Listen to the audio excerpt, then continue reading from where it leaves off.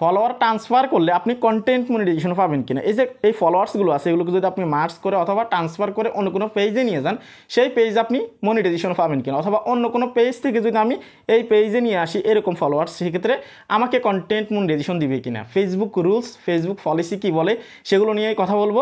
চ্যানেলে যারা নতুন আসছেন ভিডিওতে লাইক দিয়ে দিবেন, চ্যানেল অবশ্যই সাবস্ক্রাইব করবেন। আপনি যদি একজন কন্টেন্ট ক্রিয়েটর হয়ে থাকেন তাহলে এই বিষয়টা আপনাকে জানতেই হবে, কেননা আপনার যখন তখন প্রয়োজন হতে পারে। কারণ আমাদের অনেকেরই কিন্তু একের অধিক পেজ আছে, ঠিক আছে। তো সেক্ষেত্রে আমরা অনেকেই চাই যে আমাদের যে পেজগুলোতে আমরা কাজ করি না সেই ফলোয়ার্সগুলো আমরা মেইন পেজে ট্রান্সফার করে নিয়ে আসি। সেক্ষেত্রে আপনাকে এই বিষয়গুলো জানতে হবে, এবং কি যদি আপনার অলরেডি মনিটাইজেশন থাকে তারপরে আপনার কোনো প্রবলেম হবে কিনা সেটাও কিন্তু ক্লিয়ার করবো, ঠিক আছে। তো এখানে আসি, দেখুন ফলোয়ার ট্রান্সফারের যে বিষয়টা, এখানে ফলোয়ার মার্জ বলে বা পেজকে আপনি মার্জ করলেন, ঠিক আছে। ফেসবুক কিন্তু এটাই বলে। এখন মার্জ করলে কী কী প্রবলেম হতে পারে প্রথম যেটা সেটা আমি আপনাদেরকে ক্লিয়ার করতেছি, কারণ প্রথমে যদি আপনি এই বিষয়টা না বোঝেন তাহলে কিন্তু আপনি ক্লিয়ার হবেন না। এই পেজের যে ফলোয়ার্সগুলো আছে সেগুলো কিন্তু চলে যাবে, এমনকি লাইক যদি থাকে আপনার এখানে সেগুলো কিন্তু চলে যাবে সরাসরি। এই দুইটা জিনিস ছাড়া অন্য কোনো জিনিস আপনার নতুন পেজ বা যে পেজ আপনি নিতে চাচ্ছেন সেখানে কিন্তু যাবে না, ঠিক আছে। এটা ক্লিয়ার থাকেন। যেমন এখানে আমি যে কন্টেন্টগুলো আপলোড করছি এগুলো যাবে না, টেক্সট ফটো আপলোড করছি সেগুলোও যাবে না, স্টোরি শেয়ার করছি এগুলোও যাবে না। অর্থাৎ শুধুমাত্র এই যে আপনার ফলোয়ার্সগুলো আছে বা লাইকগুলো আছে এই দুইটা জিনিসেই যাবে, স্পষ্ট কথা হচ্ছে এটা। এখন আসি, এগুলো ট্রান্সফার করার পর ধরে নিন আমি এই পেজ থেকে ট্রান্সফার করলাম, ঠিক আছে। এই পেজটা তখন কি হবে, ট্রান্সফার করার সাথে সাথে এই পেজটা টোটালি ডিলিট হয়ে যাবে, ঠিক আছে। একদমই ডিলিট হয়ে যাবে, এই পেজের কোনো অস্তিত্ব থাকবে না আর।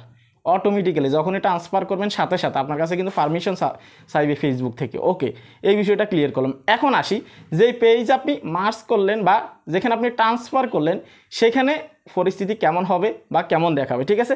ধরে নিন আমি এই পেজেই নিয়ে আসলাম অন্য কোনো জায়গা থেকে ফলোয়ার্স আনার পরে আমাকে প্রথমত বুঝতে হবে ফলোয়ার ট্রান্সফার করার পরে আমাকে কোন জিনিসগুলো ঠিক রাখতে হবে। প্রথম যেটা সেটা হচ্ছে যে আপনার যে পেজে মার্জ করবেন সেখানে যে ফলোয়ার্সগুলো আছে অলরেডি সেগুলোকে আপনি অ্যাক্টিভ রাখতে হবে। অর্থাৎ আপনি ভিডিও আপলোড করতেছেন, আপনার ভিউজ আসতেছে কন্টিনিউ বা আপনার সাথে এঙ্গেজ আছে আপনার অডিয়েন্স, এই অবস্থায় আপনি ফলোয়ার ট্রান্সফার করতে পারবেন। এবং কি এই অবস্থায় যদি আপনি ট্রান্সফার করেন তাহলে মনিটাইজেশনের একটা সম্ভাবনা আছে। বিষয়টা আরও ক্লিয়ার করতেছি আমি। ধরে নিন আপনি অন্য কোনো পেজ থেকে এখানে আনছেন ফলোয়ার্স, ঠিক আছে, শুধু ফলোয়ার্স আর লাইক আসবে, আগেও বলছি।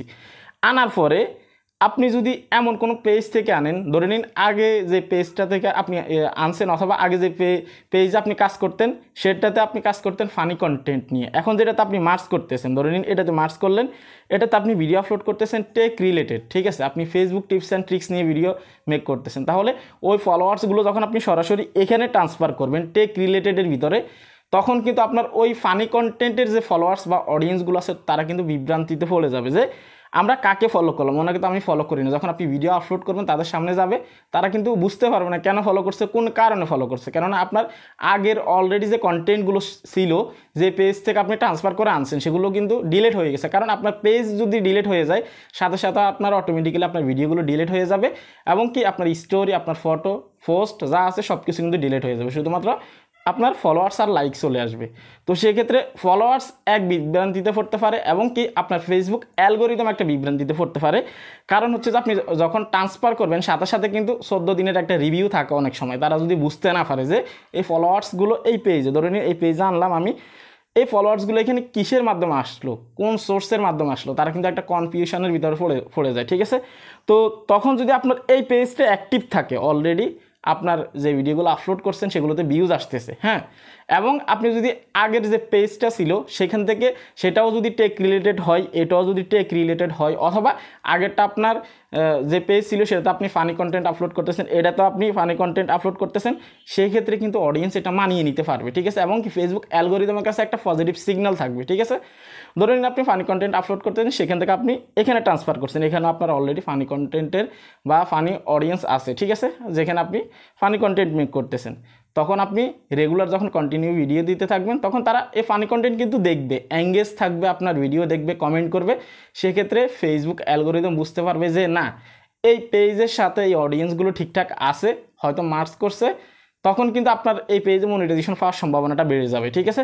কখন পাবেন না আমি আপনাকে বলি, কন্টেন্ট মনিটাইজেশন আপনি কখন পাবেন না, যে পেজ থেকে আপনি আনছেন এটা হচ্ছে আপনার সেকেন্ড ফেজ, এটাতে আপনি ট্রান্সফার করে আনছেন, যেটা থেকে আনবেন ওটাতে যেন কোনো ভায়োলেন্স না থাকে, ভায়োলেশন না থাকে, অথবা ফেসবুক গাইডলাইনের বাইরে এমন কোনো কাজ করছেন সেটা যেন না থাকে, ঠিক আছে। কপিরাইট স্ট্রাইক হতে পারে। যদি ওইটা করেন তাহলে আংশিক সম্ভাবনা থাকে যে ওই প্রভাবটা আপনার এই পেজে এসে পড়বে। এটা ফেসবুক টিম থেকে বলা হয়, ফেসবুকের তথ্য মতে কিন্তু এটাই। তাহলে সেক্ষেত্রে আপনারা এখন স্পষ্ট বুঝতে পারছেন যে কোন পেজগুলোর সাথে মার্চ করা যাবে। যে পেজ আপনার অলরেডি কোনো সমস্যা নেই, ভায়োলেন্স নেই, আপনি ট্রান্সফার করে অন্য পেজে নিতে পারবেন, ঠিক আছে। অনেক সময় হয় কি, অনেকে কপিরাইট স্ট্রাইক খায় অথবা অনেকে কিন্তু ভায়োলেন্স করে, তখন তারা কীভাবে যে এই পেজে তো আমি কাজ করলে আর মনিটাইজেশন পাবো না অথবা অনেক দেরি হবে ফেলেও, ঠিক আছে। তখন তারা কি করে, ওই ফলোয়ার্সগুলোকে অন্য জায়গায় নিয়ে যায়। এটা কিন্তু ফেসবুক কিন্তু ভালোভাবে নেয় না বিষয়টা, ঠিক আছে। সেজন্যই কিন্তু তারা এইভাবে মনিটাইজেশন দিতে কিন্তু 10 বার ভাবে, এবং কি আপনার পেজ এটা কিন্তু রিভিউতে যেতে পারে, ঠিক আছে। এখন আসি আসল কথায়, এই ফলোয়ার্স ট্রান্সফার করার যে বিষয়টা, ঠিক আছে, ফলোয়ার মার্চ করার অথবা ট্রান্সফার করার যে বিষয়টা, এটা একদমই খোলাখুলি বিষয় হচ্ছে যারা বিজনেস করে তাদের জন্য। ধরে নিন আপনার একটা ব্র্যান্ড আছে, ঠিক আছে, আপনি যে কোনো একটা প্রোডাক্ট বিক্রি করতেছেন, তখন আপনি এক্সপেরিমেন্ট করার জন্য কিন্তু কয়েকটা পেজ খুলবেন, ঠিক আছে। এখানে আপনি বুস্ট করবেন বা প্রমোট করবেন, তখন মাল্টিপল পেজ কিন্তু আপনি খুলবেন 4-5টা। তখন আপনি সব জায়গা থেকে প্রোডাক্ট রান করবেন।